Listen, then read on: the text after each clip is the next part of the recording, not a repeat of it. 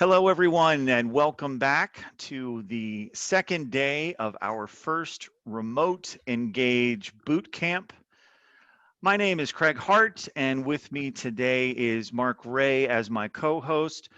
Just a little quick housekeeping up front here, as I know some of you attending today did not have the opportunity to join us yesterday.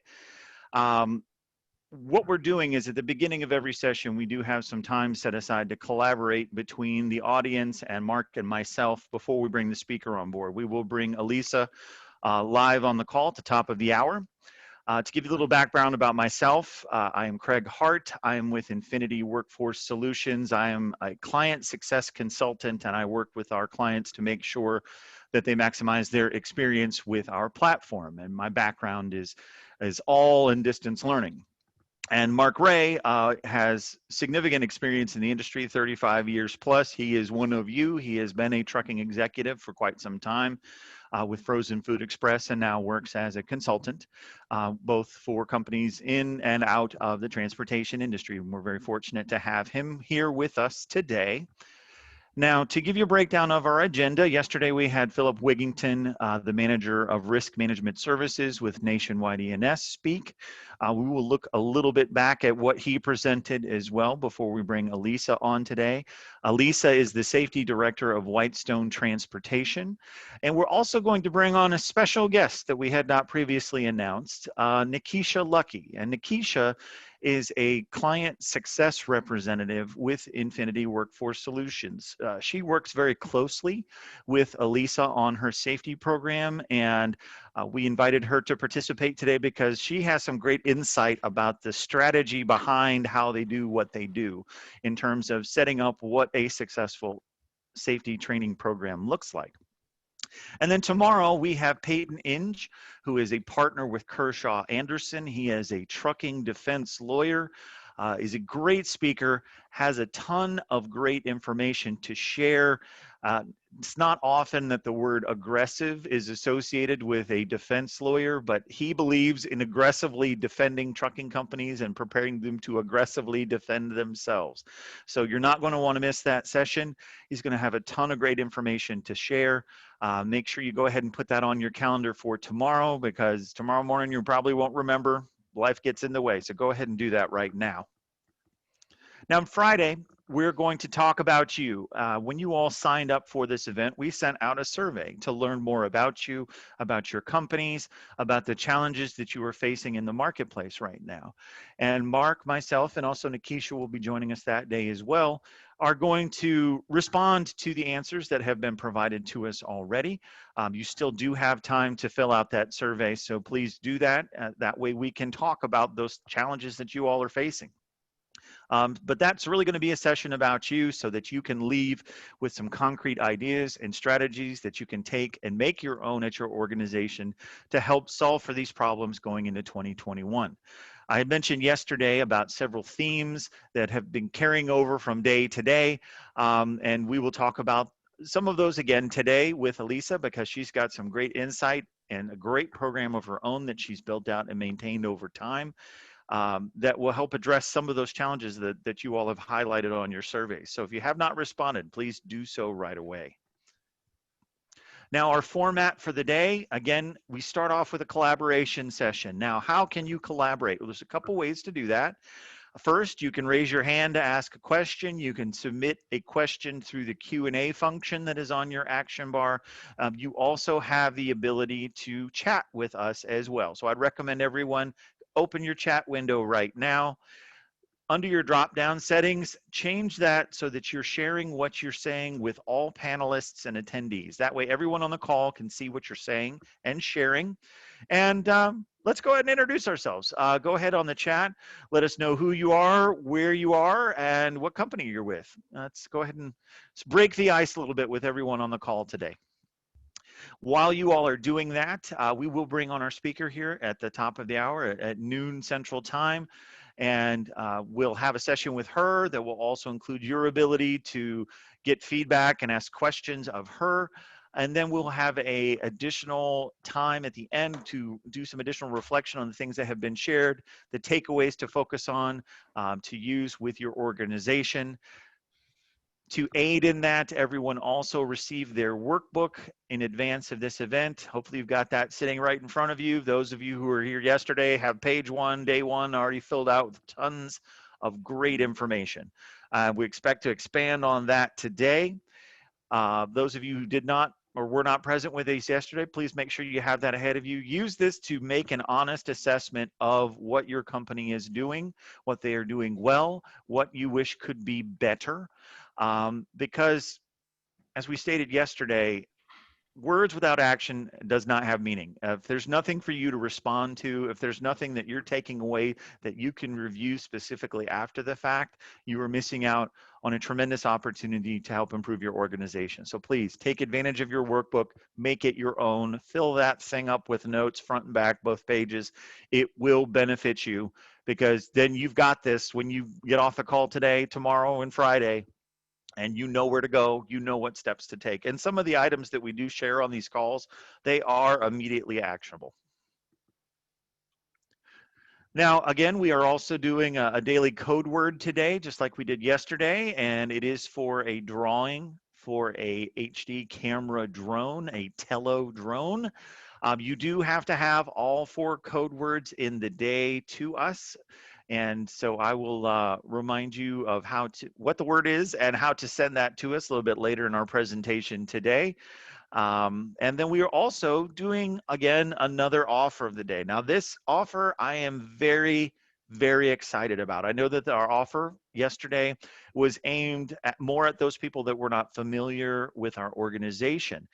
The offer today is going to be impactful for every single person on this call today. So I am super excited. This is something that we're going to be able to share, and we'll get you the details of what that is closer to the end of our event today. So stay tuned for that.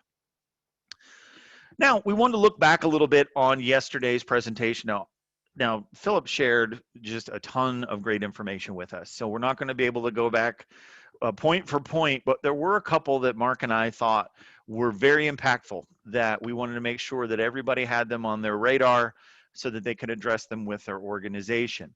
Now, the first is this idea of the tangible items and the intangible items that your insurance provider is looking at when they're gauging you for risk. Your tangible items, what are your technology are you using? What kind of reporting do you have available? Your CSA scores versus your intangibles. What are the aspects of your safety culture that aren't necessarily tied to some kind of metric that are having an impact on your team?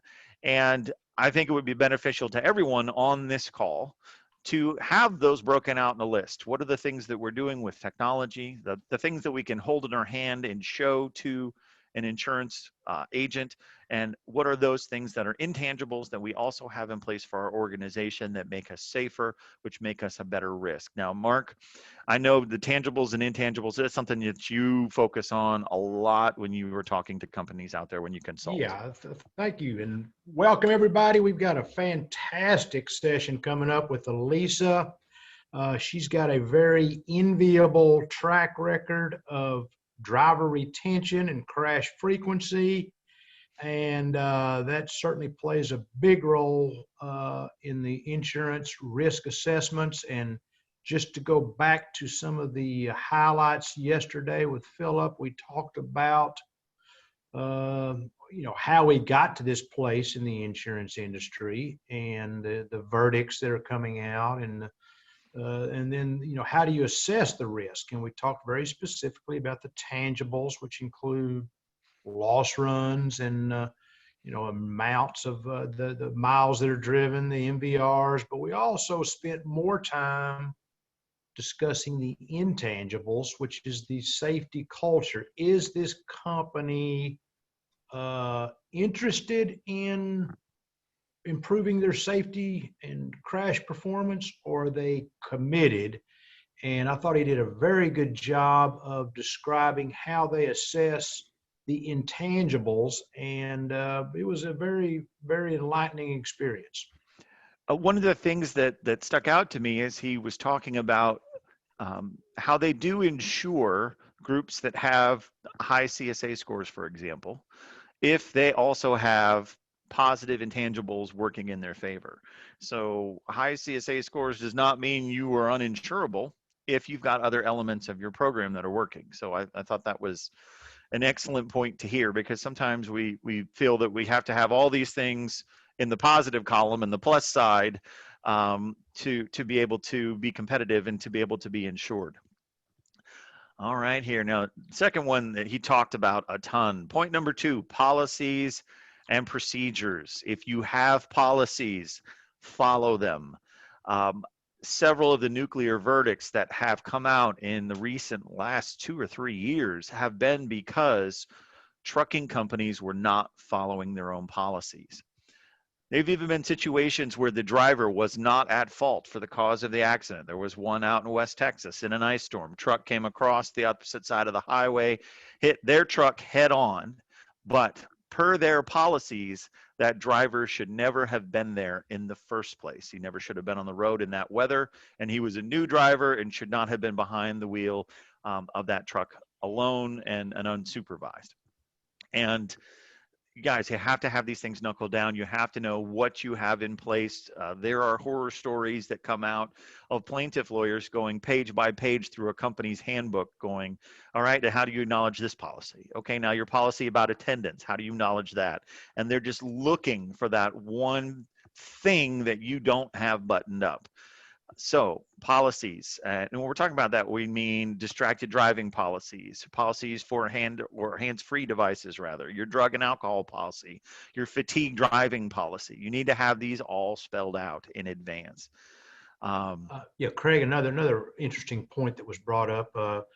Insurance came as the number 5 issue on the ATRI top 10 survey, and it hadn't hit the top 10 in the last 16 years. So obviously insurance is an emerging issue, but the number 1 issue was the driver shortage, and has been for a number of years.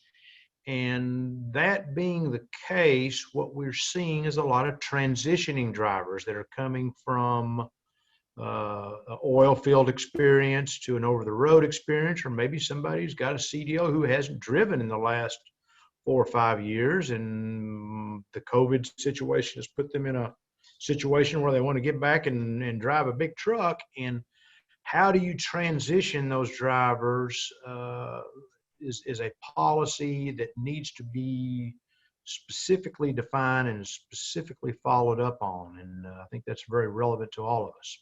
Absolutely. Your insurance company, I mean, Philip flat out said that they are looking at what you are running as loads. And if you are changing your business model, which I know many trucking companies are having to do to be able to pivot to carry freight types that they have never carried before. You know, there are oil field companies out there now carrying dry van, carrying Amazon.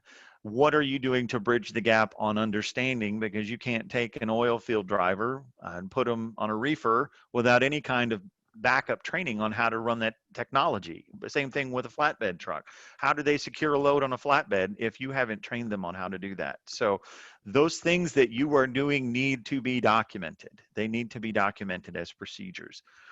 Third point is your post-accident plan.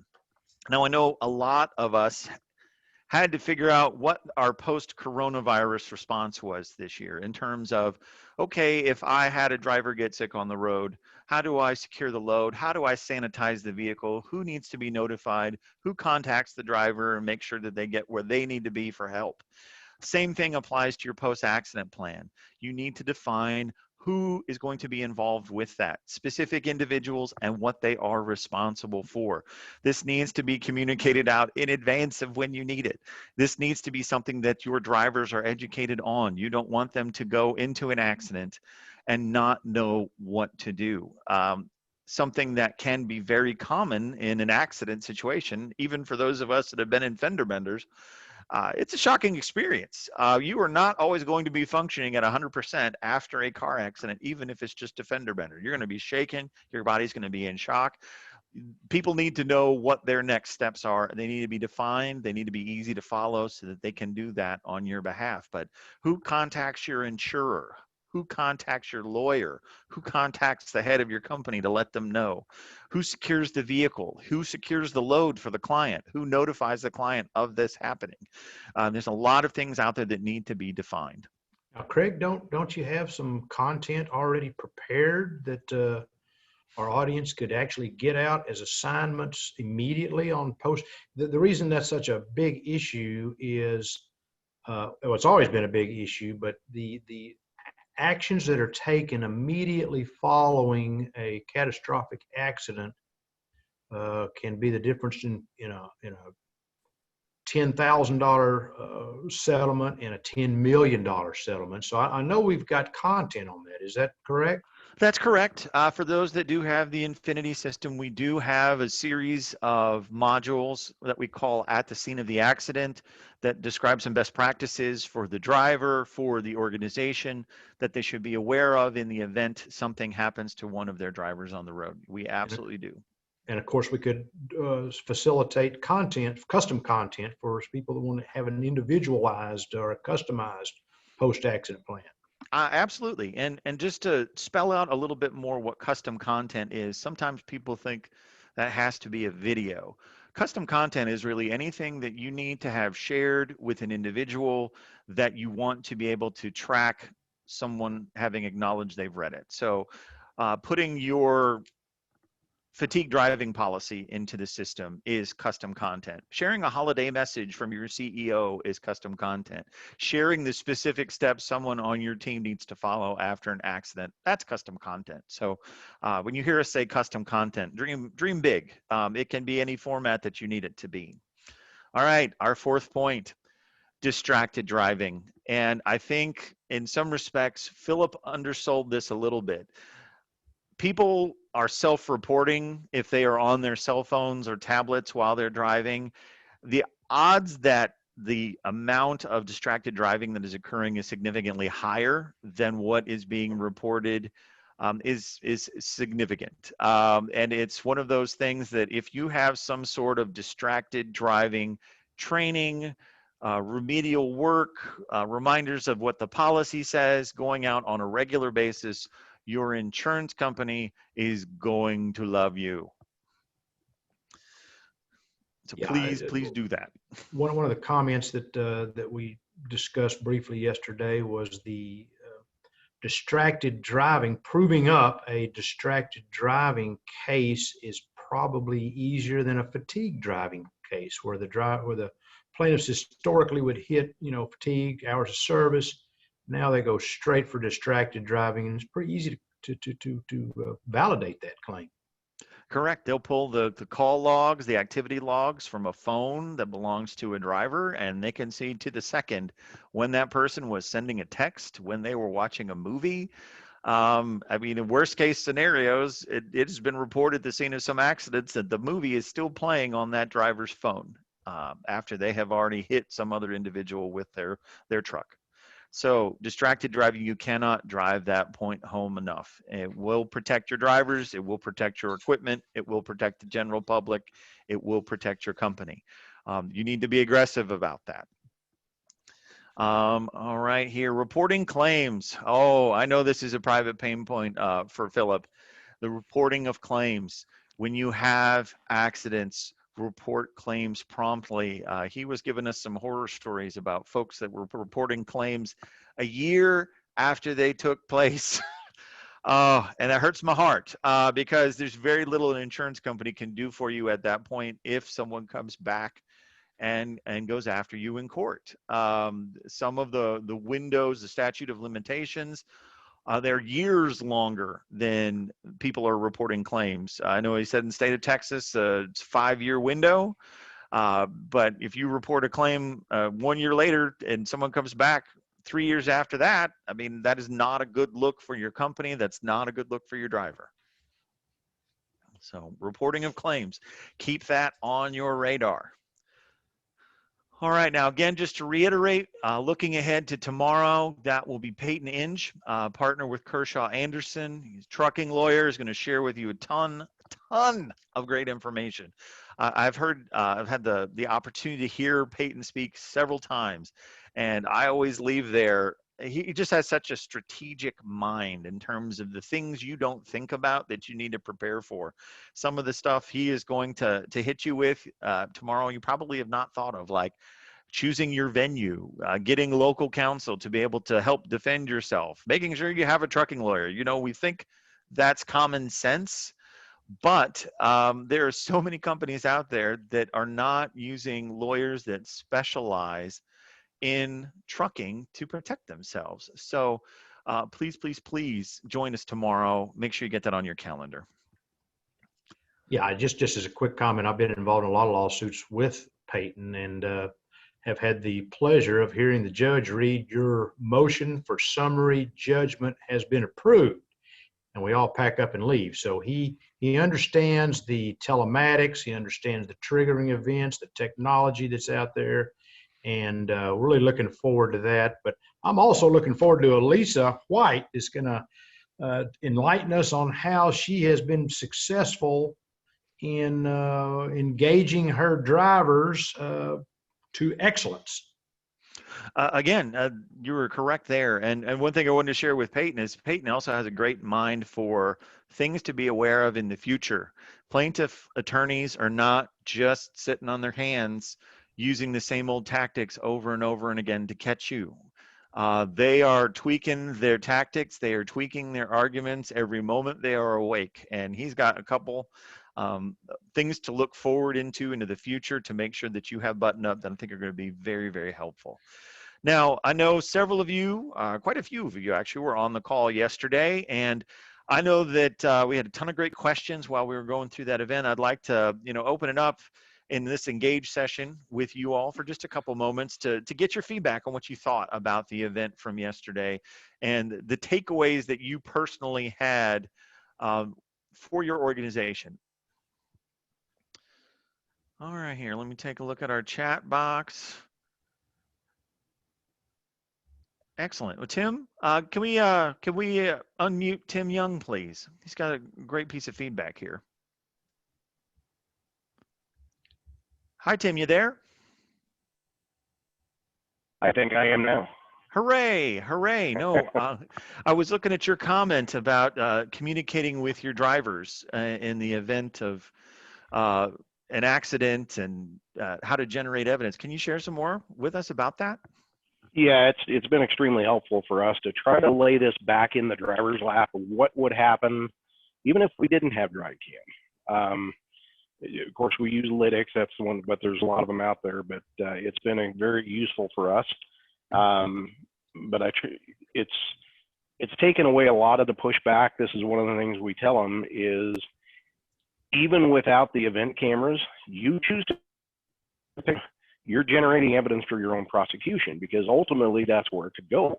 You get in an accident, first thing they're going to do, they're going to pull the ECM module. If it's serious enough and it gets litigated, they'll pull the ECM module, they'll pull cell phone records, and you've just generated evidence for your own prosecution. And Exactly. they've started to get that now. We still have, I like to say, we only have a handful of drivers that are a handful, but for the most part, they're really starting to get that.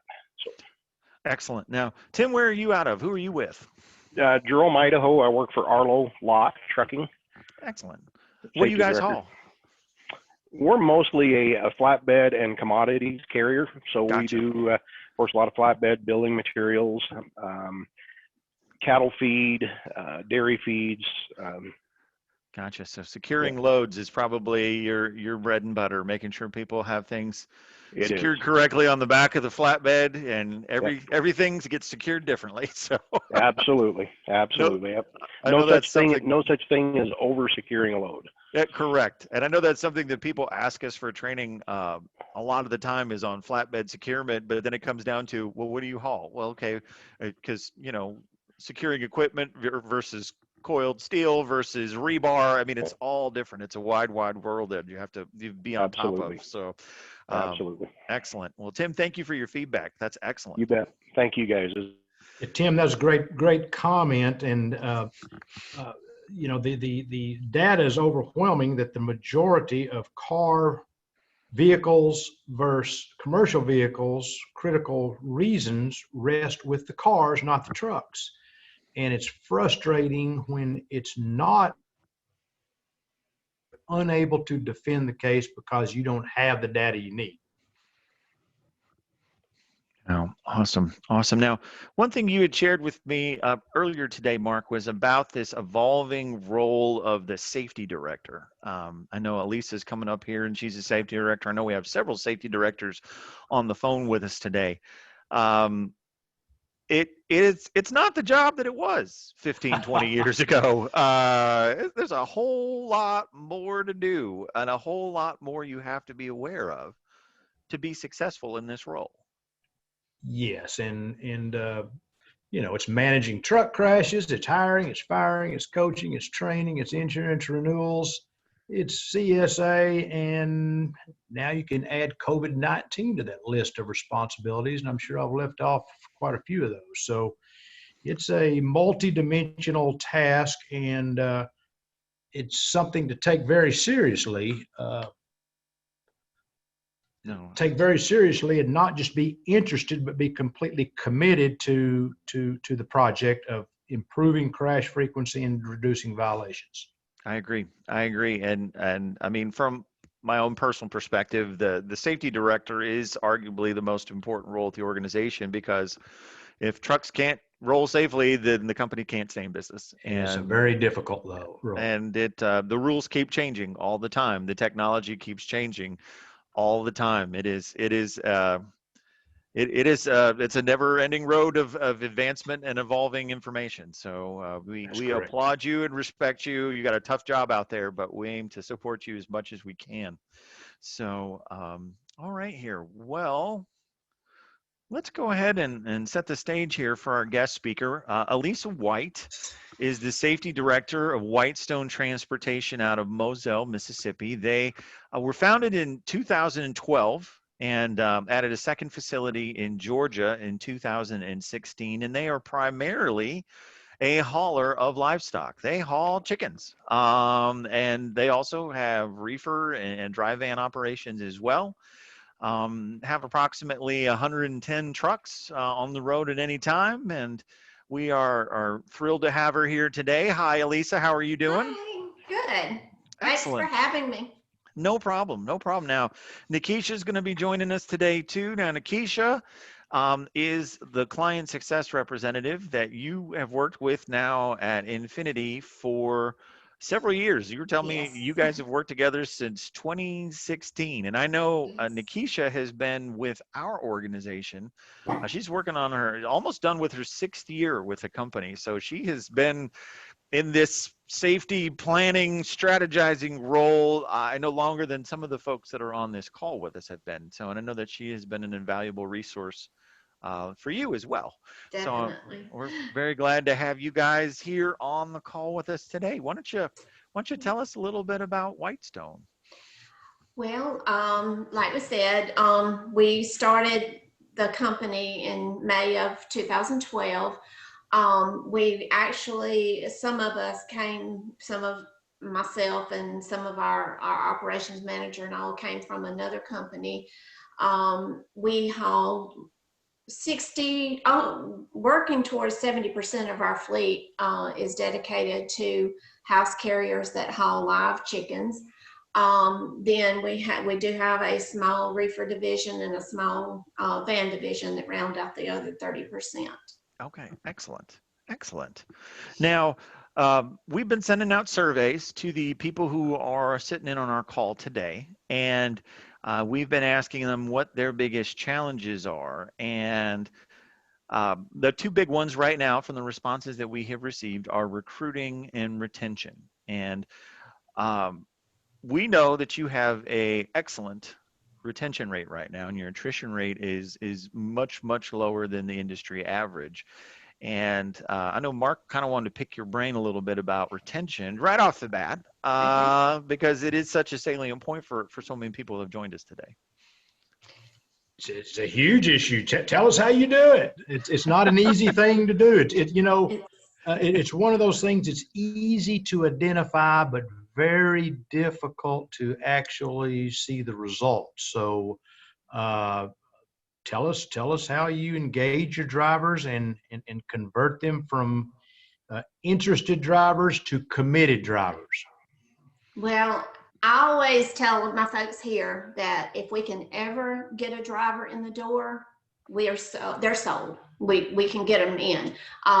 If we can get them face to face, that's all it takes.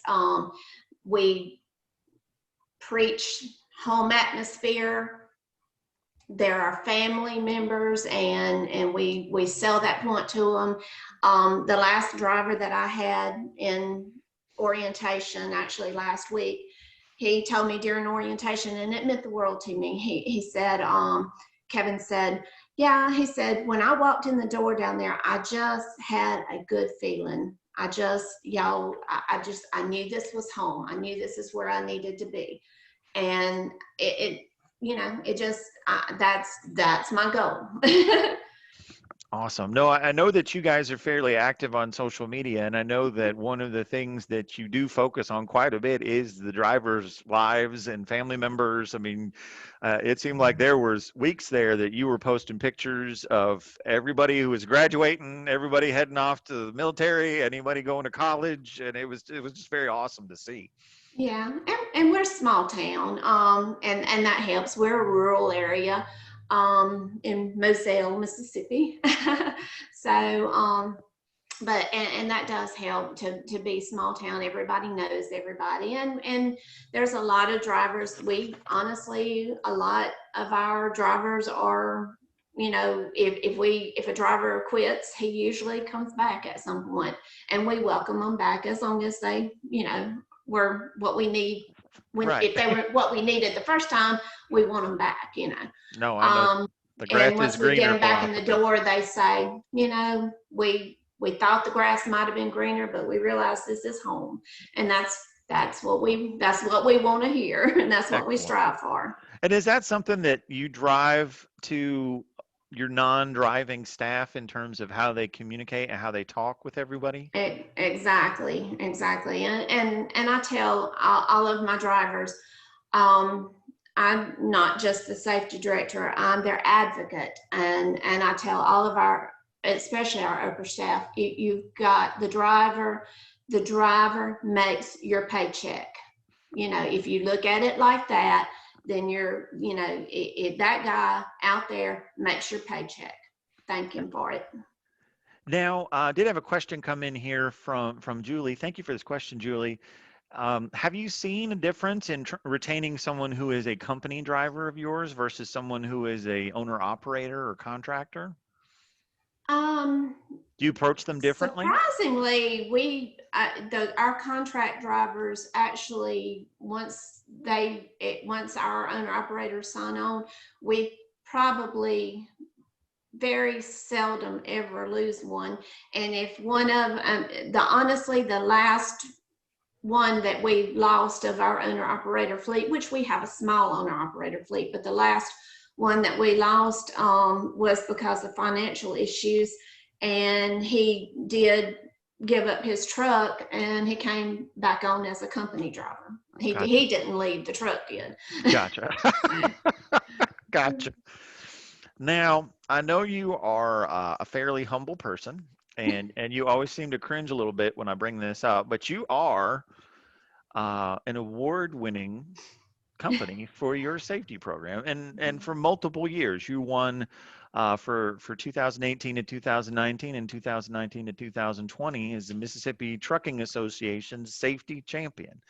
And I love that, because being recognized for safety is obviously very important to us at Infinit-I Workforce, but this is not something they just give away to people. You have a process in place. You have a safety program that has various steps entailed in it, and we'll talk a little bit more about that in detail. But you're having to do this work to get this acknowledgement. So this is not being given away for free. And I love that, and I hope that the folks on the call with us today definitely take some great notes about the things that you're going to share, because you're definitely doing some things right and being acknowledged for it in a very public way. So, I mean, can you tell us a little bit about this award? Well, that it came from the Trucking Association. which is a huge part of my heart. And our Mississippi Trucking Association is amazing, and to be recognized by them it made it that much more special. I tell my drivers, the drivers, I posted it on Facebook, of course, because I'm proud of our guys for winning this award. It wasn't me. It was No, it's a team. our drivers won this award. Our entire program won the award. And I tell them, they come in and they'll say, well, congratulations. I'm like, no, congratulations to you, because you're the one that did the hard work, and so yeah, we're blessed. That's awesome. That's awesome. So let's dig into this a little bit here. Now, I have this little list here of items that we're here to talk about, and the first one I went ahead and took the liberty of completing, because obviously our relationship with you stems from the safety training that you do. But I know that there are other facets of your safety program. It is not just safety training and nothing else. And I think any successful safety program needs to have multiple facets to it. There has to be more than one thing going on to work for a number of reasons, in that you may have drivers that respond very well to safety training. You may have drivers, though, that don't, but respond very well to the fact that they know that there is a camera facing inward on them while they drive every day, which improves their behavior. So there are multiple factors in place so that you get the broadest net of opportunities to get people to participate and contribute in that way. So I think that that's huge. So let's talk a little bit about this. So your safety training program, let me move on to our next slide.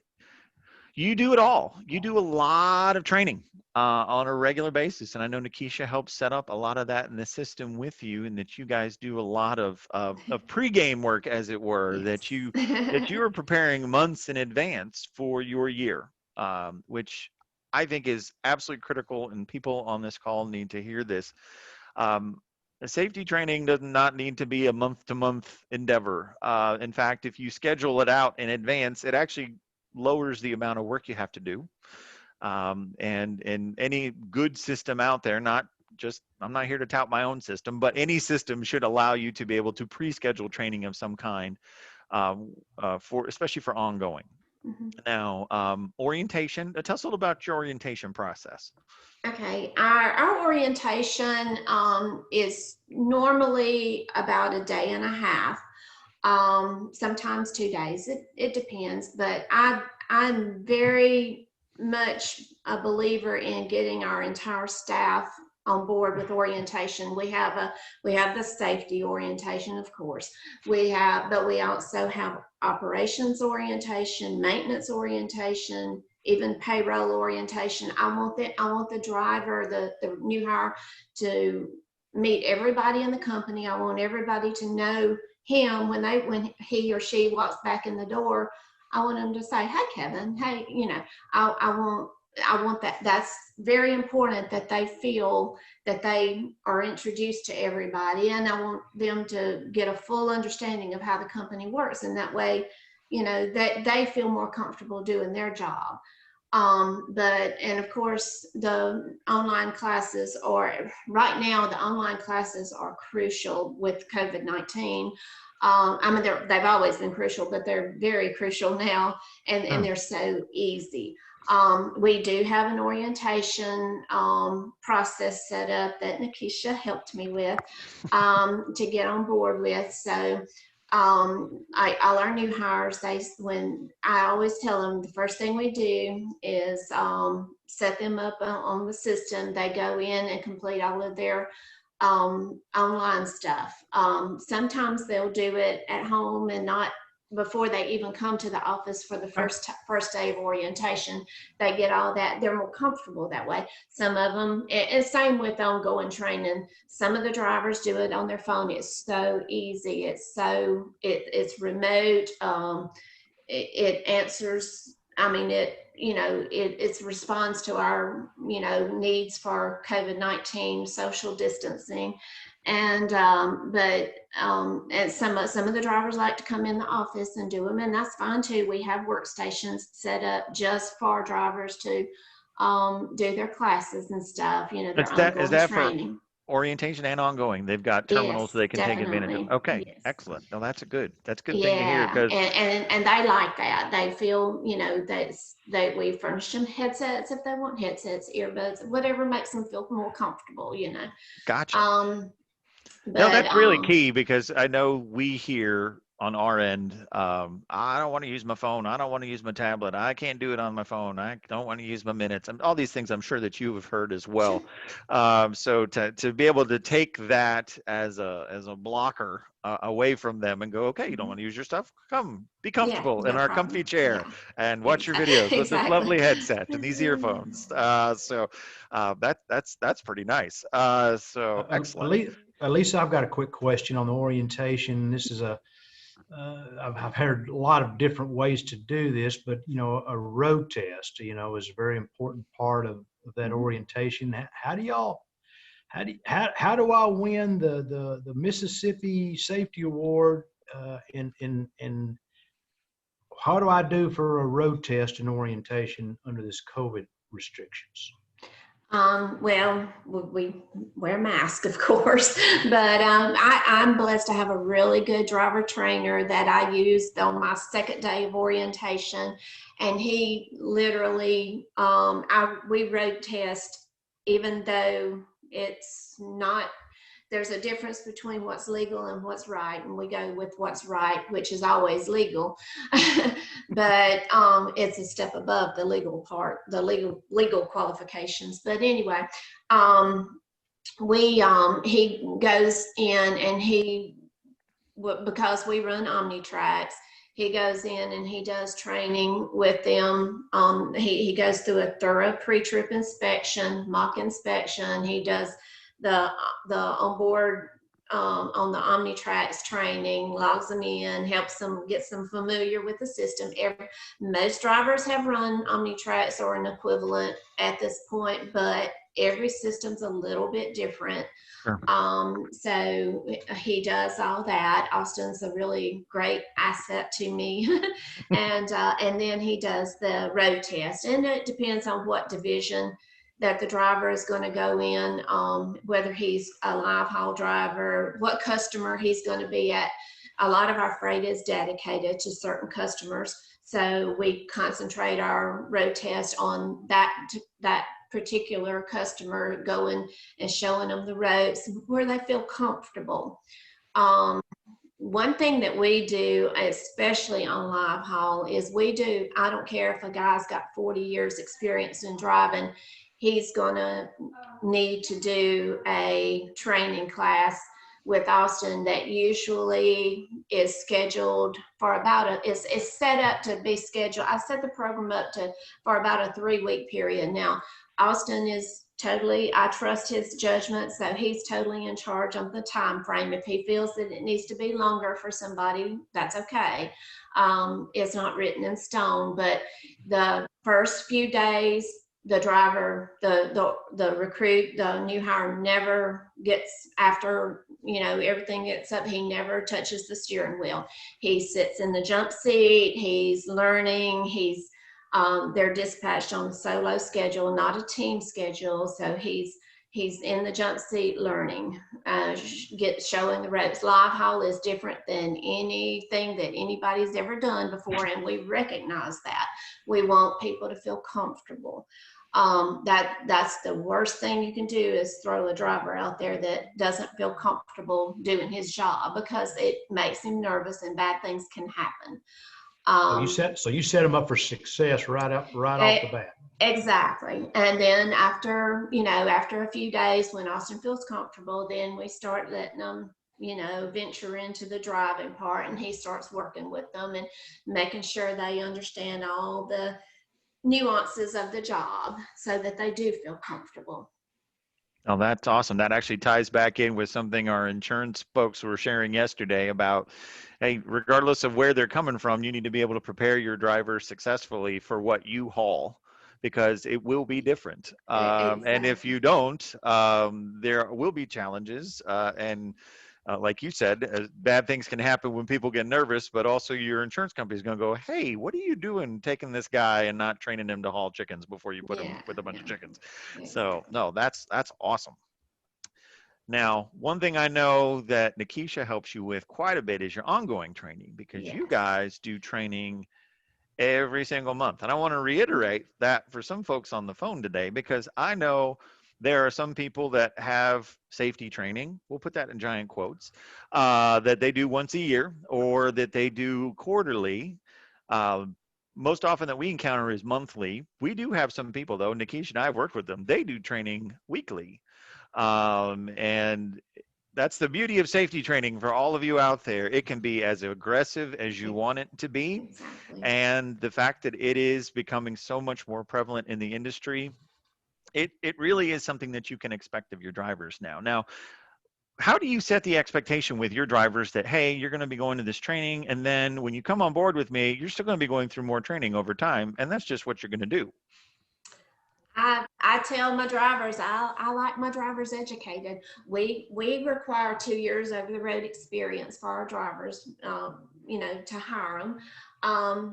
And I tell them up front, I'm not going to teach you anything you shouldn't already know, but I'm going to reinforce it. I'm going to remind you. I'm going to put it in that front file of your brain. Look, this is what's important. And the way I set up our ongoing training, with Nikisha's help, is to I do I do sometimes I do set up for several months in advance. I have done that.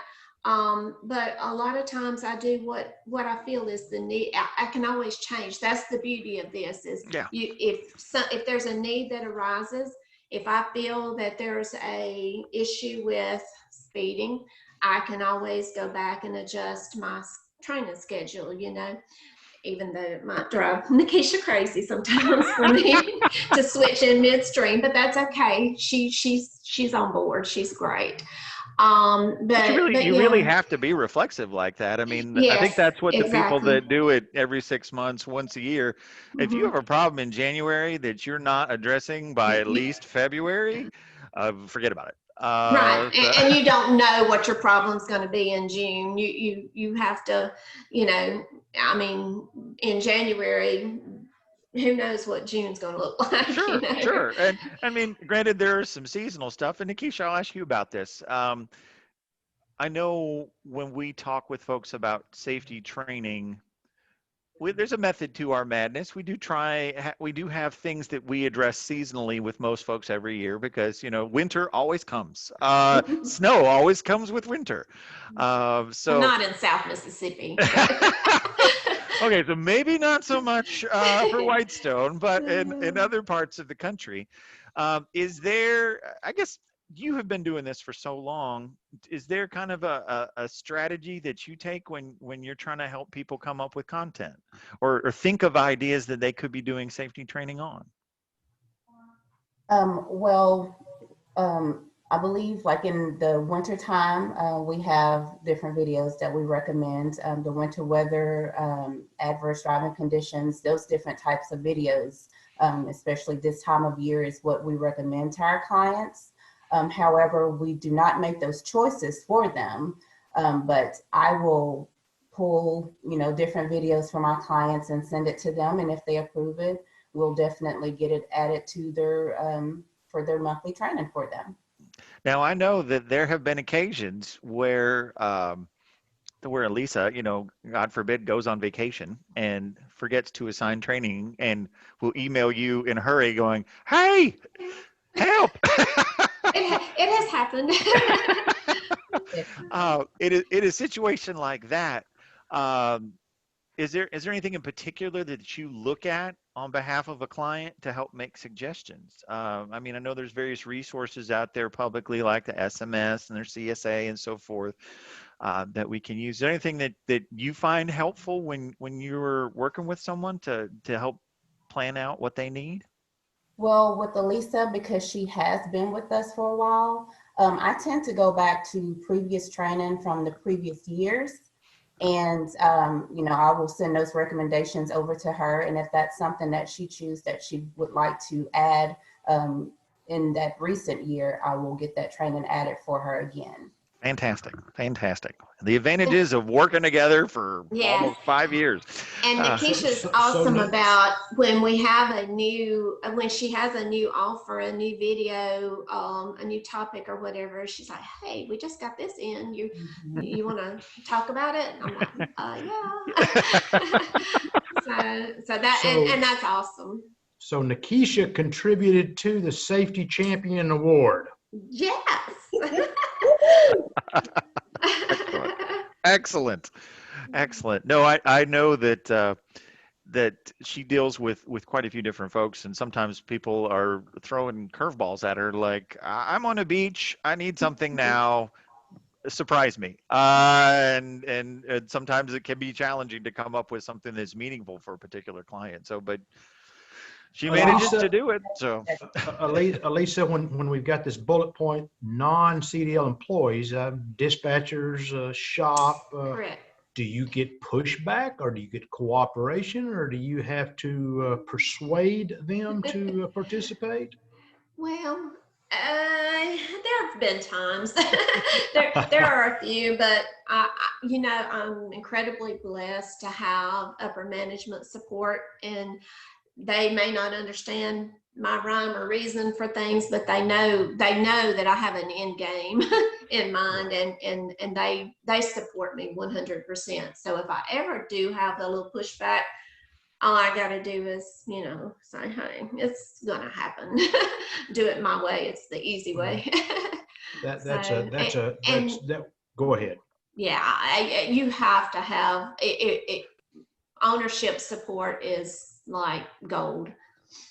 yes. Which is the cultural issue that Philip talked about extensively yesterday, and obviously Alisa and Whitestone have achieved that.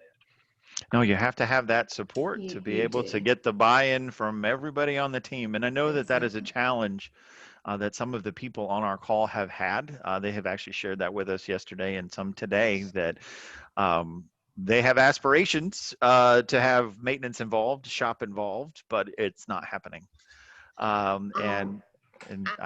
One little side note, like my operations manager and I went to kindergarten together.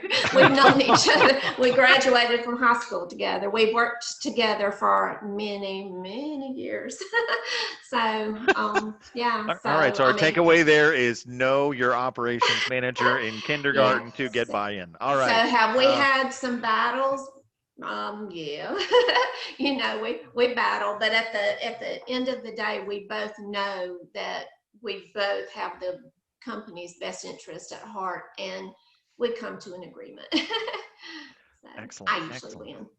Now, corrective actions, that is something that came up with our insurance speaker yesterday, because his philosophy is, if you've got a bad actor, if you got somebody out there doing the wrong thing, you need to be able to demonstrate what you're doing to remediate that. And I know that you, one of the things I love about you, for the things that you shared, is, one, I need to write a book of the quotes that you provide, because you are gold. But you never don't refer to your CSA scores as my CSA scores. They are yours. There's no doubt in your mind who owns those in your organization. They are yours. And the buck stops here, kind of thing. Yes. And when people misbehave or do things they should not be doing in your vehicles, you got your hit list. Nobody wants to be on the hit list. So, and I think that's important, because the ownership that you have, we talk about who's interested in a safety culture and who is committed to a safety culture. And you really do have to have that ownership of the metrics. You have to have ownership of your CSA scores, of the violations going up or going down, and being accountable for that. And I think that's tremendous. But I just love that you were like, these are my CSA scores. It's like, these are not even Whitestones. These are mine. So I've got a quick question for Alisa on that. Do you do a combination of in-person reviews or counseling as a corrective action, in addition to a remote learning assignment? Exactly. And honestly, it depends on the offense. Now, if a driver has a bad hit on my CSA score, first off, you've got to make the drivers feel ownership. You've got to make them feel accountable. Most already do. Most, will come in with their head hanging low if they get a bad hit on their score. But and I always tell them, do not let me find out that you got a violation from somebody else. Don't let me find out when I pull up online. And I check our CSA scores online usually daily. If I find out from somebody else, it usually doesn't bode well. But and they know that. They know how I am about that. But you have to make them have ownership of their issues, the good and the bad. Accountability, it's crucial. But yeah, so like if it's a pretty big offense, we usually do review boards. The review board committee consists of myself, our owners, the operations manager, that particular dispatcher, if it's a maintenance issue, the maintenance director, that kind of thing.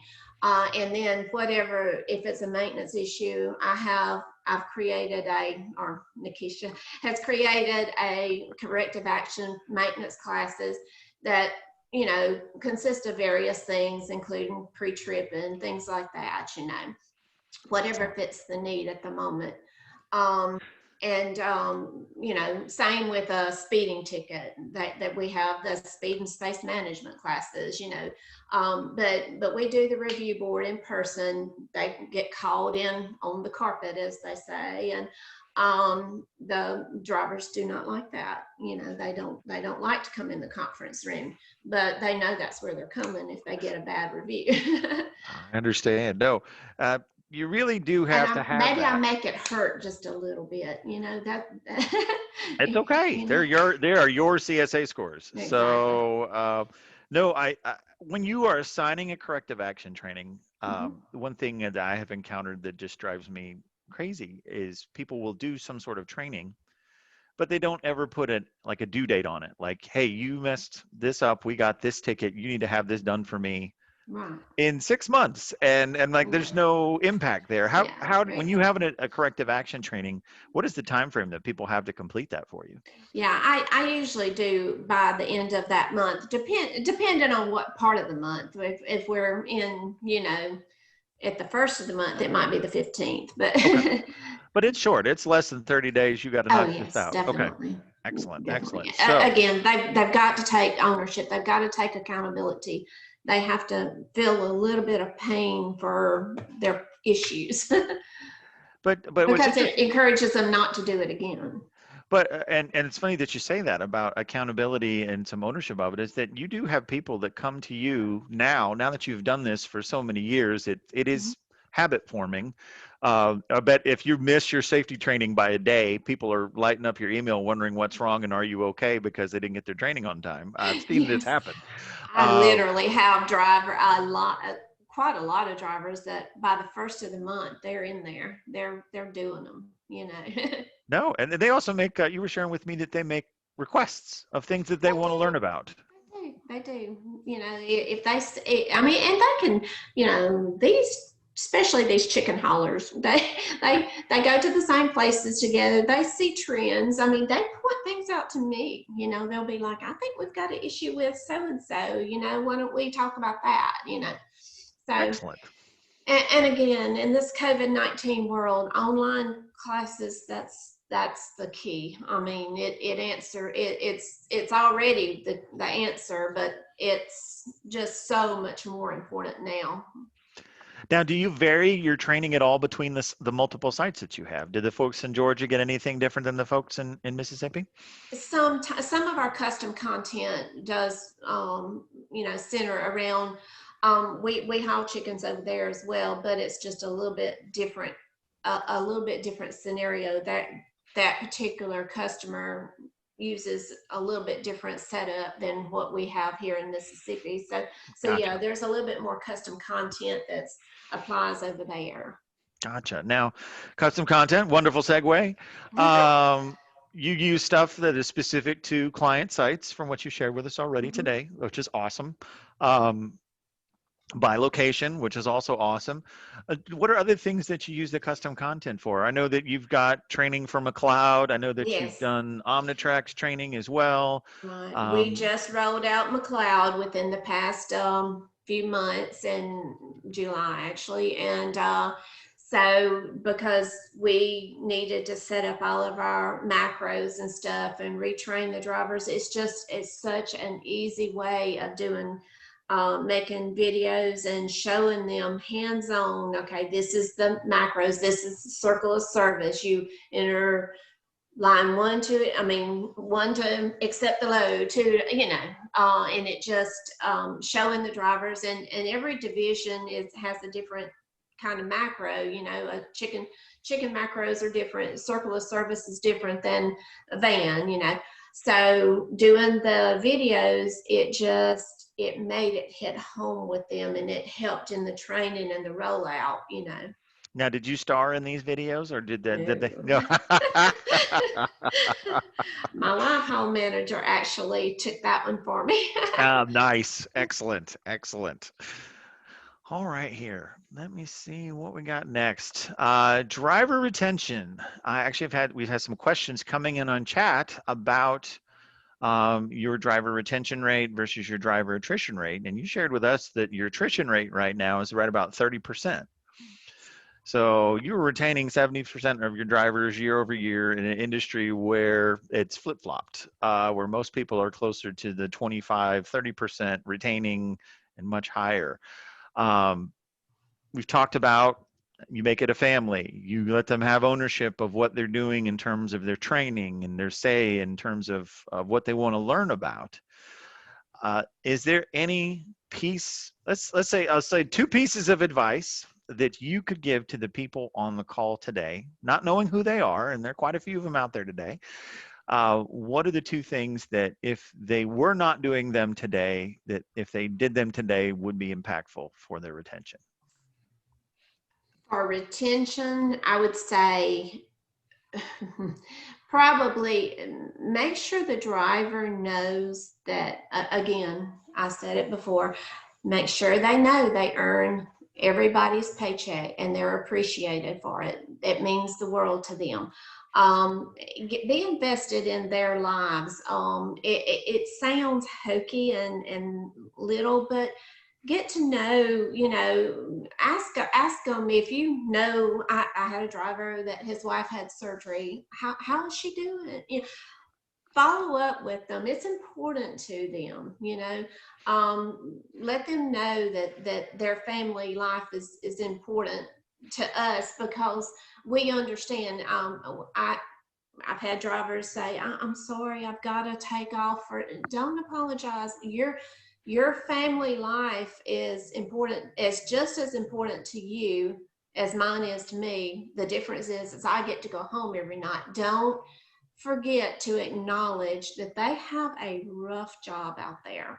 And I mean, I couldn't do it. And then one thing that we did, and it's just a little ways to show the drivers that we know what they're going through. When COVID first came about around February, March, a lot of y'all probably experienced what our drivers experienced and talked about it. The truck stops, the restaurants started shutting down, only drive through. Well, you can't drive through McDonald's in an 18-wheeler.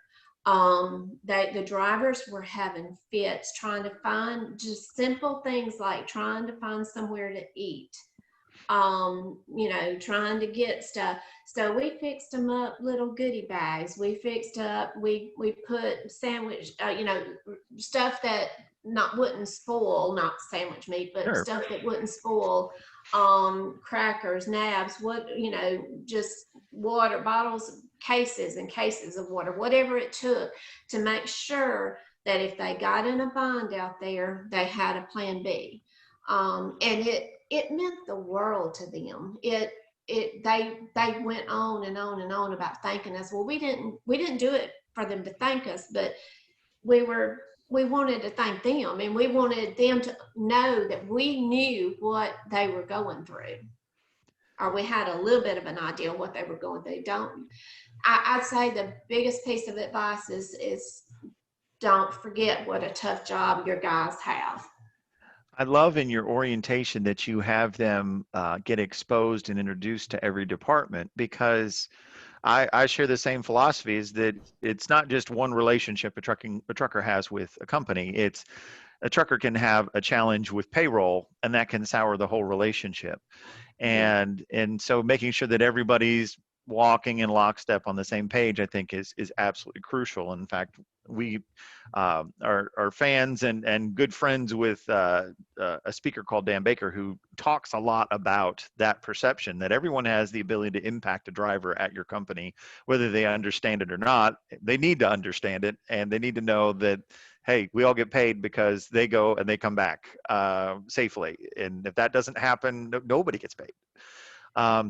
Mark, I wanted to throw something to you, because you have experience with larger fleets where sometimes the ability to have that personal touch just does not exist. I mean, if you have 1,000 drivers, it's hard for a single individual to be able to keep up with them.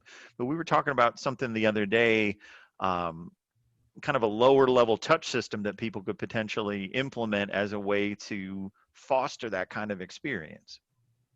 Yeah, trying to simulate what Alisa has perfected with a big fleet is through a driver manager system that the driver manager would be the Alisa for a set of maybe 50, 60 drivers, and have that personal touch. That's easier said than done, but the warm and fuzzy can certainly be reenacted through that type of system. I did have a question for Alisa on her driver retention. A lot of companies use successfully, and some it's a little controversial, driver bonuses, safety bonuses, recognition programs, million-mile awards, driver of the month, things like that. Do you have any formalized driver recognition or bonus programs that you're using? We do some things, not, we like, if a driver gets a clean DOT inspection, it's worth $50 bonus. If it's a level 1, it's worth $100. I mean, that's a big deal, and we make a big deal out of it. I can see Philip from yesterday smiling on that answer, so that's a great answer. I'm sorry, go ahead. But I just, there are different type of recognitions, Yeah, so we talked about the corrective action, and sometimes that can be uncomfortable. There's another side of that, which is the recognition side for your guys and gals that are committed to safety and crash prevention and all these things we're talking about. So you do have a formalized recognition program for the other side of the corrective action puzzle. Exactly. You have to recognize the good stuff too, Oh, sometimes we tend to focus on all the bad, but these guys, they work hard and they do a good job, which we're blessed. Great group of drivers. Craig, back to your difficult question. How do you do this for a multi-thousand fleet truck? You just have to reproduce a lot of Alisas, and that's hard. That's very difficult. And Nakisha's sounds like Nakisha is a safety champion as well. No doubt.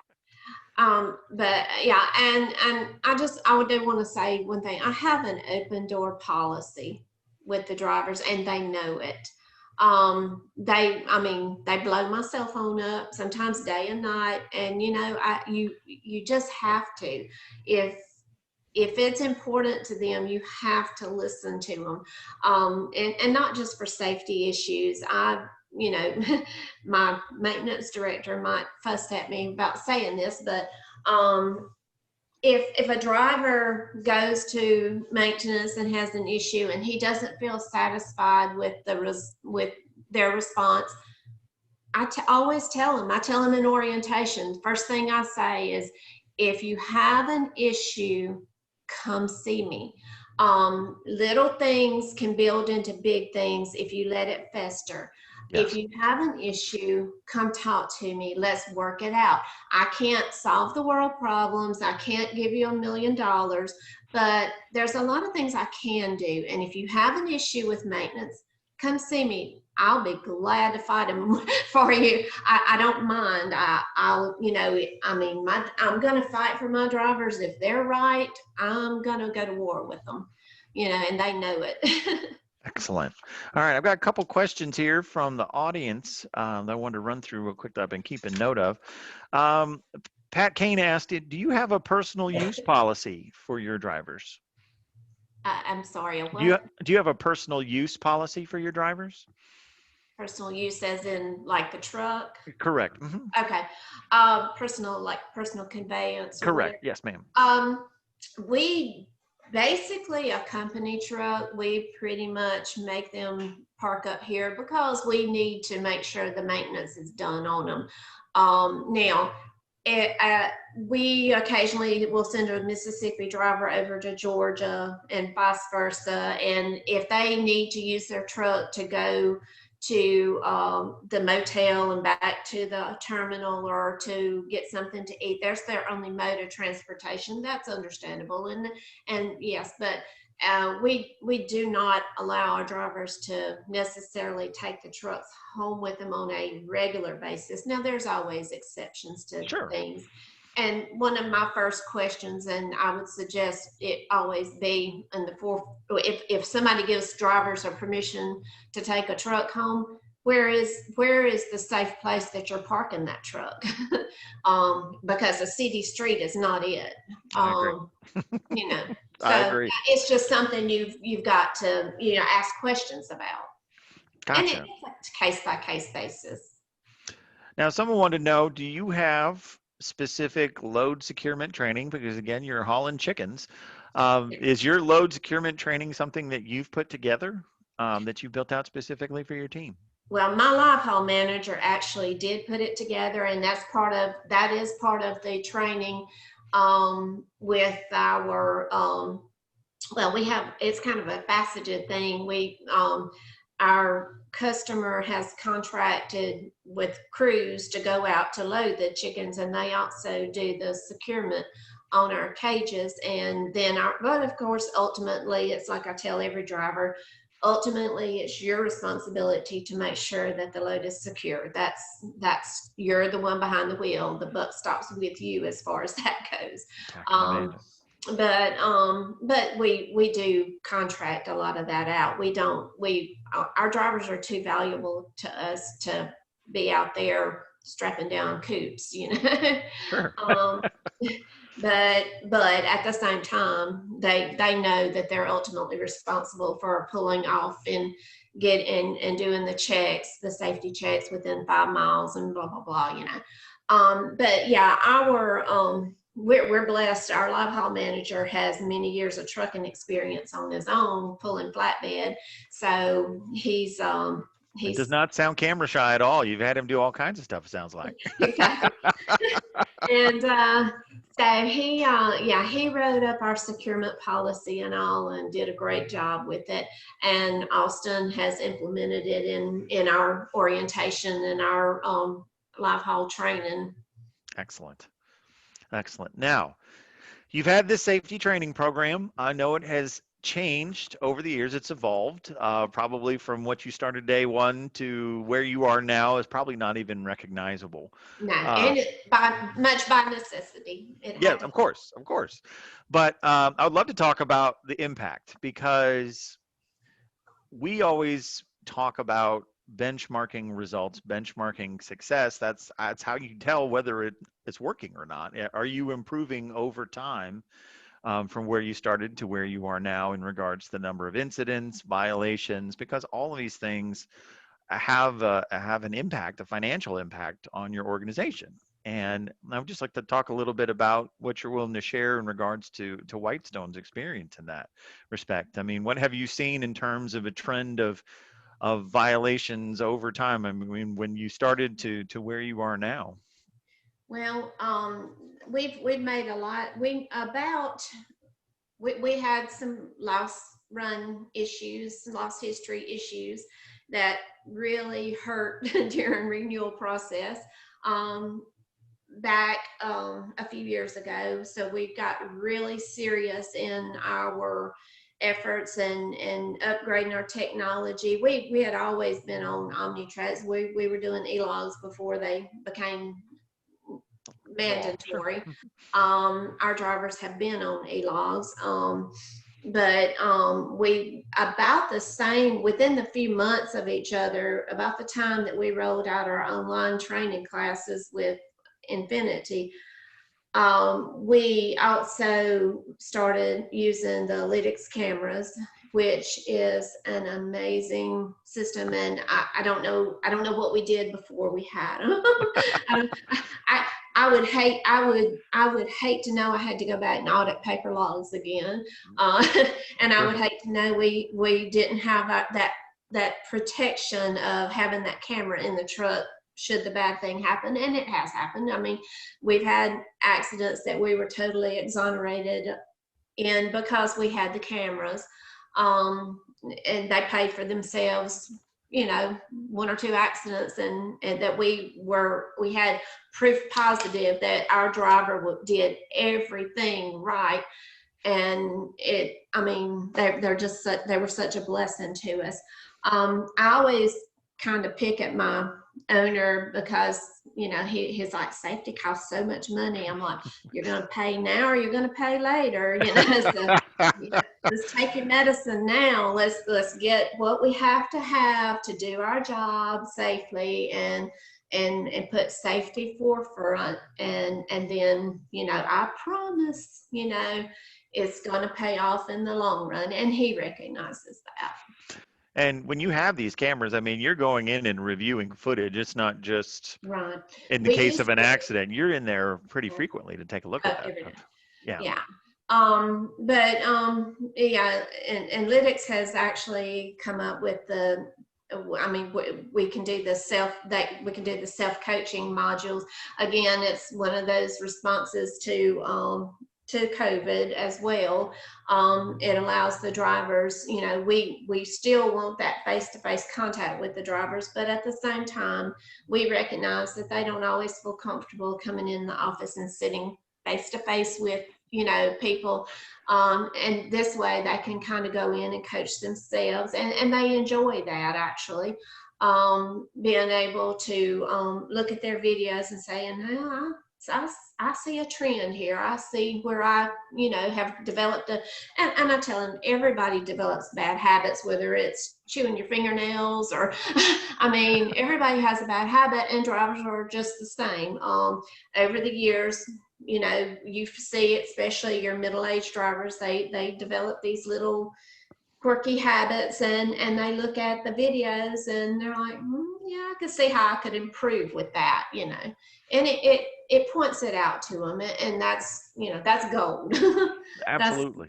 That means the world. When you don't have to coach them, they can coach themselves. And when I do bring them into the office to review their videos, and I have drivers that come in and say, let's look at my stuff. How many have I had this week? They make requests to review their footage. Okay. Down, you know? Nice.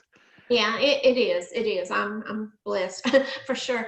But you have them trained. You have them trained when they're coming in and want to review their footage with you, and they suggest it.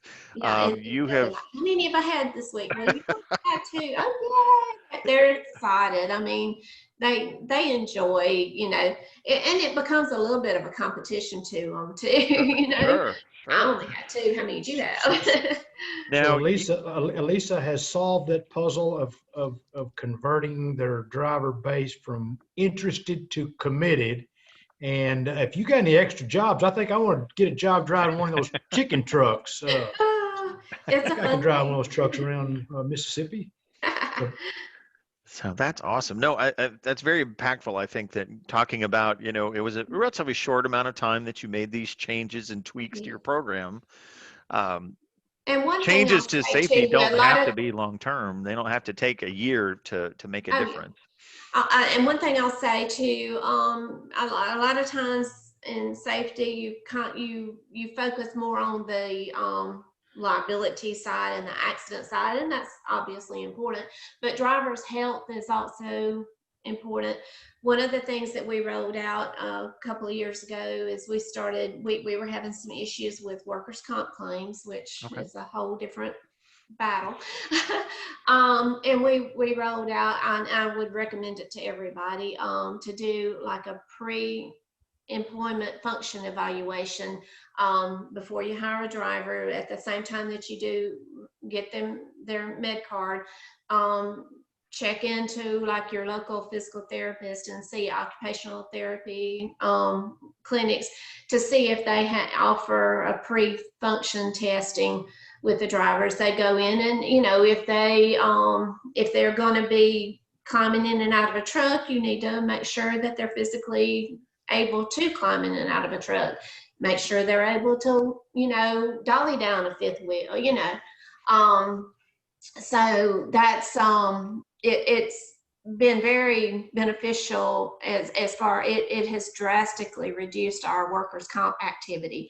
And another one of the best things about it is it gives that baseline. If a driver does unfortunately have a shoulder injury, well, if he already had a condition that was recognized in that pre-function, then it helps the workers' comp adjuster know what they've got to work with. So. It's interesting that you say that, and I probably could not have teed it up better before, but our lawyer speaker, Peyton Inge, that's going to be with us tomorrow, one of the emerging trends that he is going to talk about is a new tactic for plaintiff lawyers where they are looking at the health records of drivers for people to go, oh, well, this driver through this function survey should not have been capable to safely operate this vehicle given these challenges he's had. So that's very, very prescient of you to do that. I totally did not plan that comment with you. So good job. And get a new med card on every new hire. Don't accept old med cards. Know your MRO, know your clinic, know what have a trust level with your physicians that you choose to do your med cards, and make sure that it's like anything else. There's doctors out there that will write med cards when they shouldn't. Yeah. Make sure you have that warm and fuzzy feeling with your physician that you choose. Excellent. All right. I would speculate Nakisha's got some really good content she recommends on wellness and driver health. Yes, exactly. Awesome. Well, what we'd like to do now, Alisa, is open up to the floor. The audience gets some questions for you, Nakisha, about different things. We've had a couple that have already been submitted, but for those of you in attendance, now is the time. If you have that one thing that you, or two or three things that you'd like to ask of our two guests today, please, please, please let us know right now. So fire that up in your chat window. You can use the Q&A function as well, and let us know what those are. One question I saw earlier was, do you use anything in particular technology-wise to keep track of your CSA information, or is that something like, do you use like a carrier software or something along those lines to pull all that data for you, or do you do it all yourself?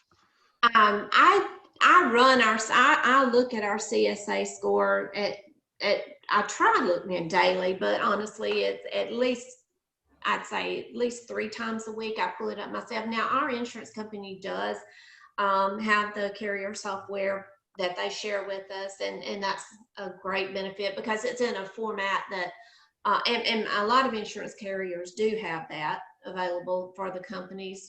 Check with I would recommend that you check with your carrier agent to see if that's something that you could get, but I pull it up because I'm not a big surprise person. I want to know what's coming at me. And I will say, I mean, I've had DOT inspections that were not mine posted on my record. I've had that happen several times. Data queue, always. Don't be afraid of it. Because I mean, if it's not yours, it's not your responsibility. You know, you need to know it's there.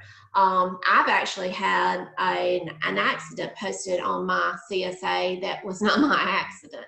Oh, wow. You know, you have to check, you have to be proactive, you know, you have to know what your trends are. You have to know how things are running. If you've got maintenance issues, you know, find out what's going on, you know, talk to your maintenance director about it, you know, educate yourself.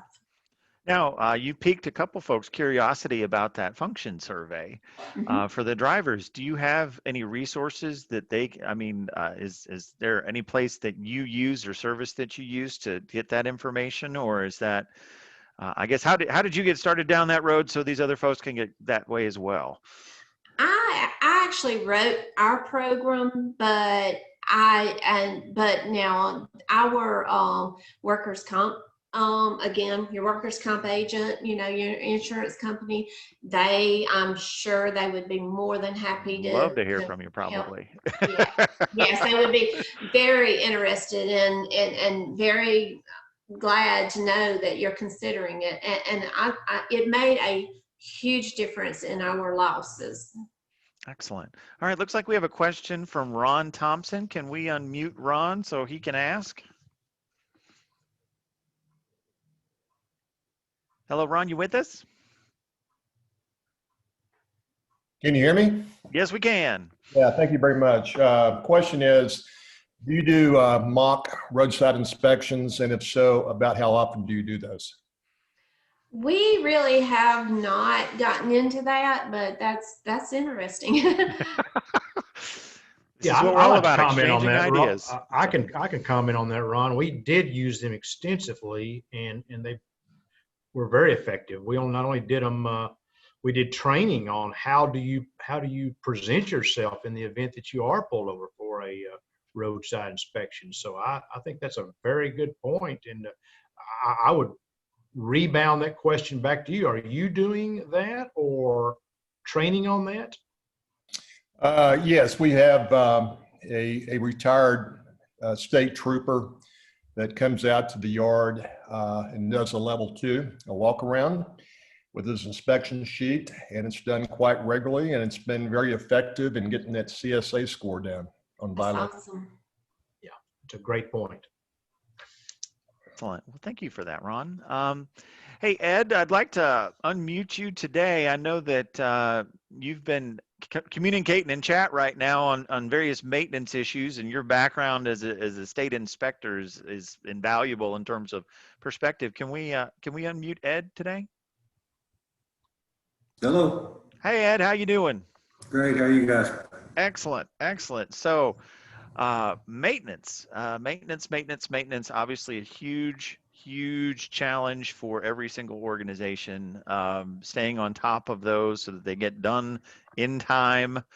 What feedback, advice, questions, share your wisdom with us, please. Well, having been a certified CMV inspector, I actually go out on locations. I have actually 2 companies that I deal with, and they're both intrastate. Okay. I go out to, especially my owner operators while they're on location working, dump trucks, and I actually conduct a level 2 inspection. These are basically, I do it on a surprise basis, of course, so that they're not expecting anything. Sure. Anyhow, but my company trucks, like I said yesterday, I don't have any issues with them. We have our own shop right next door. Our drivers report, you know, whatever issue they have to the shop, and then they take care of it. Very similar to what Alisa has to go through there. But your owner operators, those are your real challenge. your over-the-road drivers, whether they're company vehicles or not, they're also a real challenge. My big fear, as in we were talking about insurance yesterday, just as the fuel prices a few years ago, back when it was $4+ a gallon, a lot of people, you know, they had to spend that money somewhere. Well, it went into fuel. It didn't go into tires. It didn't go into maintenance on their vehicles. I highly suspect if legislation goes through and gets passed that we end up paying $2 million for insurance, we're going to run into an even bigger issue nationwide. So it's going to present a large challenge with not just drivers, but companies, because, you know, we're spending money on that, not maintenance. Gotcha. No, I agree. It is a looming dark cloud on the horizon that I don't know how long it's going to take to resolve itself, because unfortunately nothing in the transportation industry moves as quickly as we want it to, but it's going to be impactful. So Sure will. thank you, Ed. We appreciate you. It looks like Angie Masters had a question for Alisa today. Can we get her on the line, please? Hello, Angie. Oh, maybe she's not with us anymore. Or maybe some folks I know on this call today don't have phones to be able to talk to back and forth to us. So they are listening even if they can't speak. So her question real quick was, do you compensate your drivers for the time they spend training? Oh, yes, definitely. Our orientation pay packet is set up. And then of course, and when they're doing their live haul training for the 3 weeks, 4 weeks, whatever it takes, they're paid their regular rate. Okay, excellent. Excellent. A couple things I wanted to share with our audience at home before we take some more questions for our guests today. Keep them coming, please do. The daily code word for the drawing for the drone, the daily code word is camera. And you can submit the code word today by email to Lindsay Presley at lindsay.presley@verticalag.com. Remember, you must have all 4 code words of the day, one for each day, submitted to be in the drawing for the drone. So let's go ahead and do that. Now, our offer of the day, because I wanted you to hear this too, Alisa. Recruiting is the #1 challenge right now for trucking companies in America. And what we want to do today is part of our effort with this boot camp event overall to be able to deliver additional value to you all is provide you access to a cloud-based recruiting system that brings qualified truck drivers to you. This system is called IamZeus, iamzeus.com. And the way this platform works is that you provide the details of the type and kind of driver that you're looking for, the compensation information that you want to share. We create the ads through the site, we create the landing pages, and then gather short form information to send that back over to you so that you can act on these leads that you're getting. The offer that we're making today, as you can see at the bottom of the page there, is unlimited job postings for 1 year for all attendees at the event today. So to take advantage of this and to learn more about this, you can go to iamzeus.com/engage-bootcamp/. This I'm super excited about, gang, because this is an opportunity to ramp up recruiting efforts at no risk to your organization. This is available to anyone on this call, whether you are a client with Infinit-I Workforce or if you are someone who's just getting to learn about us for the first time. We want to be able to help address this challenge with your organization and fully expect each of you that's on this call to take us up on this offer. Please do. Now, Mark, I know your recruiting hat with FFE. This was a challenge that you dealt with as a trucking executive. So, and I know you've got some thoughts about this. I clearly do. I wasn't blessed to have someone like Alisa and a sub 50 turnover rate. So the driver shortage issue has not gone away. It was listed again with the American Transportation Research Institute as the #1 issue for 2020 and 2019 and 2018 and going back forward. So this is an incredible offer. No advertising costs. You simply put in your hiring criteria and regions and job description. And I Am Zeus will provide some, not a full app, but what we call a Zap app or a Zap of interest to follow up on. That's it's unbelievable. I would strongly encourage everybody to participate in this offer. And I would, that being said, I know Alicia as a safety director has all these hats that she wears. I'm pretty sure she's probably involved in the recruiting to make sure you don't hire some of your problems up front. Are you involved in the recruiting? And actually very involved right now, just because I've just lost my recruiter a few weeks ago. So I've got a new person that I'm about to start training. So yeah, actually it's me right now. All right. But, Well, this offer is extended to you too, Alisa. So that's awesome.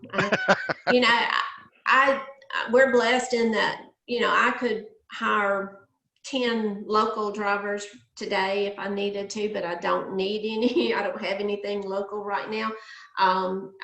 You know, we don't actually have any openings right now.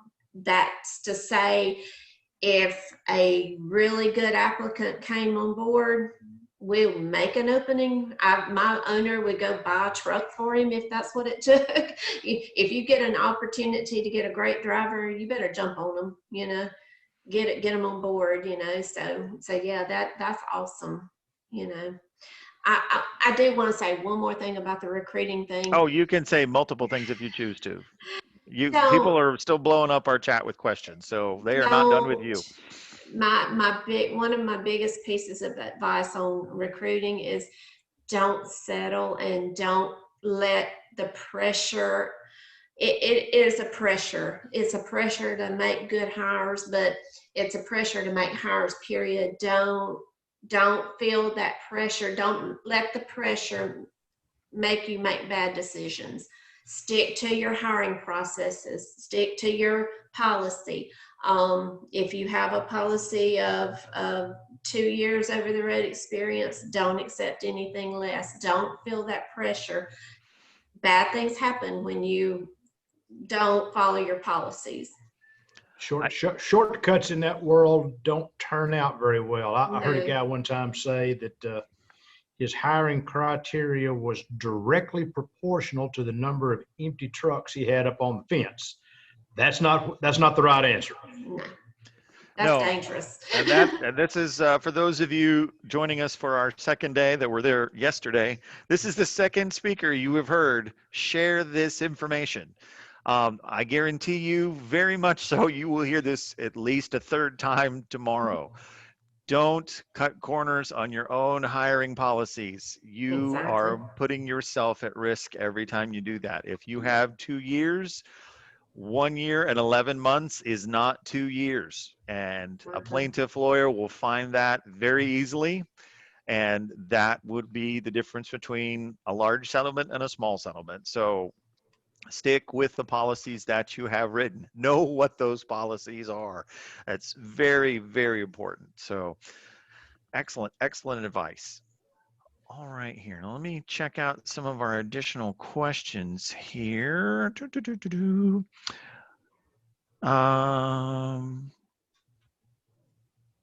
guess Sergio Soto had a question that he was asking in chat from some of the other people that have been state auditors, but have you, with the surveys that you have done, have you ever declined someone for employment as a result of not being able to do that physical survey to the level that you need them to do to be successful? One, but it was a combination of another issue as well, that your recruiting and your actual final offer of the employment, it does not come into effect until your orientation is completely through. You need to make sure that your all your recruits, they are recruits and until they are new hires, and new hire status does not come into effect until orientation is over, because there are things that can come out in orientation. We've all had that happen. You know, I've had drivers come in and start whining about this and whining about that. Or I say drivers, there I go.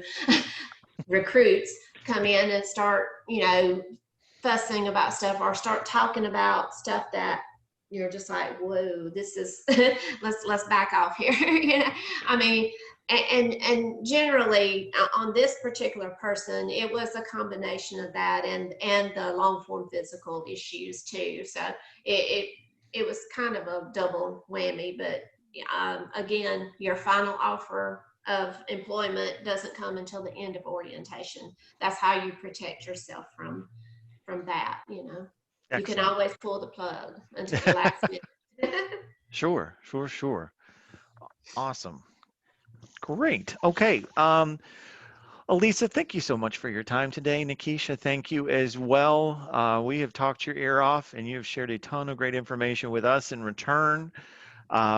You are more than welcome to stay with us for this last session that we have where we collaborate with other folks on chat. There are some questions that are coming up here that people are challenged by. And obviously, you can certainly chime in and stay with us if you'd like.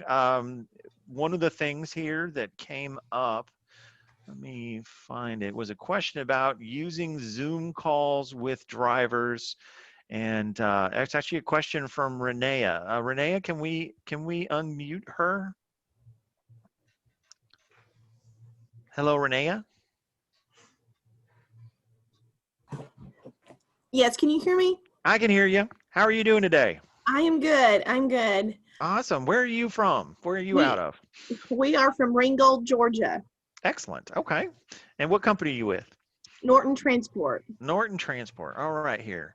Now you have a fleet here of more than 400 drivers. So you're kind of in that bucket that Mark and I were talking about, where you need a different way to reach out and touch someone and Yes. and maintain that. Okay. So And I just want to explain something too, is we are drive away. So we don't own trucks. We only transport the trucks. Okay. From the dealer to the customer. Gotcha. Okay. So have you been doing Zoom meetings up to this point, or is this something that you're exploring to move forward with? We are wanting to possibly explore something like this, but I just wanted to know if there were others who may have had success or could give me some tips or just some feedback as to how they could use, or how we could use Zoom meetings. Absolutely. Absolutely. All right, gang. This is our none of us is as smart as all of us moment in the chat right now. I am sure with the number of people that we have on the call right now, there are people with experience using Zoom with their fleet.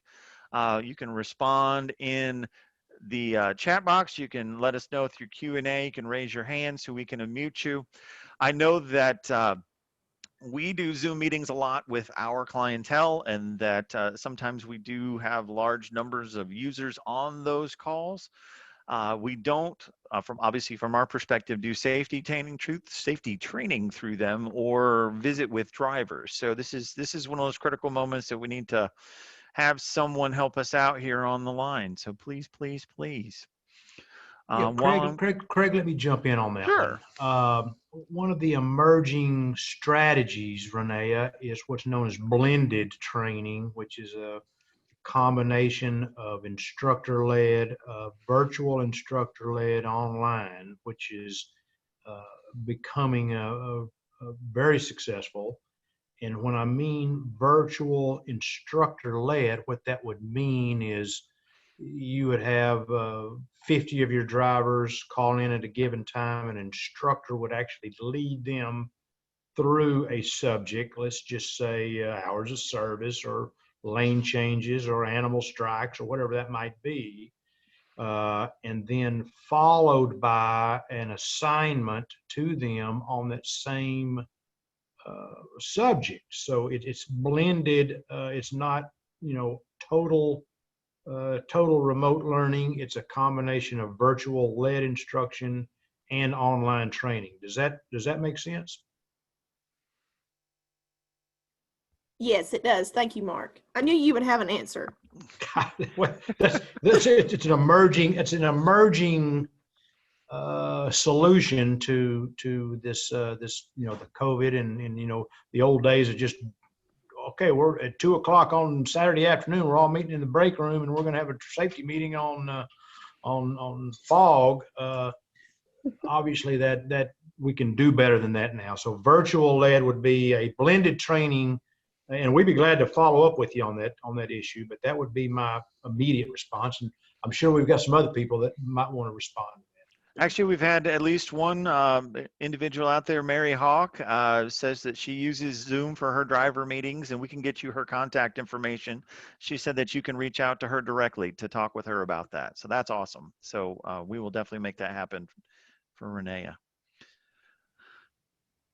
I do want to second what Mark was saying in regards to the blended aspect of it. The challenge with Zoom and with many of the live event type softwares, the Facebook Lives, the Microsoft Teams, is they have a very hard time.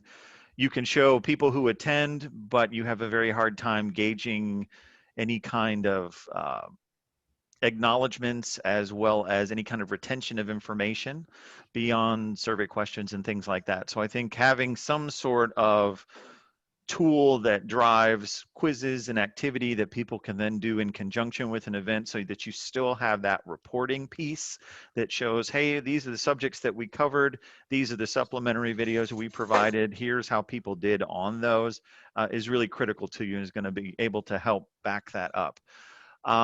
We had a couple folks ask for Alisa's email address. And so I wanted to go ahead and give that to you right now, because a couple folks wanted to pick her brain after the fact, and she has graciously allowed us to share that with you. Her email is Alisa. That's A as in Apple, Lisa .White, WHITE at whitestonetrans.com. We'll get that in the chat as well, so those of you can see it. Feel free to ask her questions. She's a great partner and resource for us, and I'm sure that she can provide you some great advice on different facets of how she made things happen, because I'm sure the last hour and 15, 20 minutes has shown is that she's got successful solutions to these challenges out here that are facing her organization, and she's making it work, and their group is thriving, which is awesome. Craig, one of the comments that I've given myself here that I've learned from Alisa is this driver shortage issue that everybody's facing. She's approached it from a combination of high-tech solutions, which of course is, camera and technology, but she's also low-tech, which is how you doing? What's your name? Tell me how your truck running. And it appears that combination of low-tech, high-tech is working for Whitestone Transportation. I just wanted to get that out. It's a very interesting combination, and I wanted to applaud Alisa on her commitment to making that work. Absolutely. No, I agree. You have the in-person human touch. This is not all being done remotely. They are not just faces on a screen that you don't see until the day that they show up for their road test. So it's working. It's resonating, and it's getting your people to stick. I would also say we would be remiss if we didn't reach out to Miss Nikisha Lucky and say they're very lucky, no pun intended, to have an extension of her safety program and a safety champion one phone call or email away. Exactly. And I don't know if Nikisha's been looking at the chat as we've been going along, but there's a couple of fans of yours on here. So I think I know this is the first time you and Alisa have ever seen each other, though you have talked to each other on the phone many times.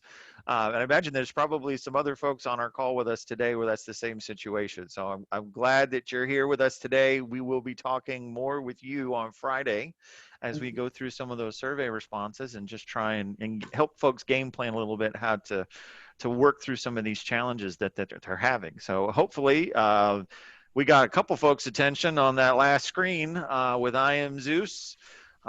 Please visit that website. Take full advantage of that. You would be absolutely crazy not to, guys. So I've been sitting on that offer for a better part of a day, and it's been killing me, and I'm so glad we were able to share that with you. But please take advantage of that. It's a wonderful opportunity for everyone on this call, and it's not currently an opportunity we are extending to people who are not attending with us. So now take Craig, just advantage of it. a quick look for tomorrow. We've got Peyton Ean, who is a very, very well-known defense attorney. I've been involved in numerous lawsuits with him that he's defended very successfully, and if you can't defend them, then you need to figure out how to settle. So, but really looking forward to his comments on the emerging issues of distracted and how that's being played out in the courtroom, and how we can prepare a defense in advance when that catastrophic or that lawsuit hits us. Excellent. No, it's going to be a great call tomorrow, and I'm very much looking forward to it. Please, please, please get that on your calendars now so that you remember, because I know as soon as you leave boot camp today, you're going to get back to real life, and real life has 1,000 different ways to drag your attention away from this. I also wanted to make a note real quick. My notes just vanished from my head. So it looks like some folks were asking for Nikisha's email address. That is now up in chat as well. The worksheets that you all were given yesterday and today, Lisa, we didn't tell you this, but we gave people some homework about their organizations where they could work out the math on, okay, if we make these improvements in our performance of our safety program, what would that look like, dollars and cents, for their organization? And that, I make sure you complete those, everyone. That is an honest look at your organization. The insurance information worksheet from yesterday, what would that look like to your bottom line if you made substantial improvements in your safety program? Oh yes, we will have another worksheet for you all tomorrow as well in regards to legal standing and where you're at in regards to that. But again, take advantage of these resources. They're there to improve your organization. But other than that, gang, I think we are done for the day. Today we're finishing up a little bit early, but we are chock full of information. Again, thank you so much, Alisa. Thank you so much, Nikisha. Mark, Thank it's y'all for always the a pleasure. opportunity. Absolutely. It's been wonderful. And everyone on the call today, thank you for joining us. We will see you same time tomorrow. Have a great day. Thank you. Thank you. Thank you, guys.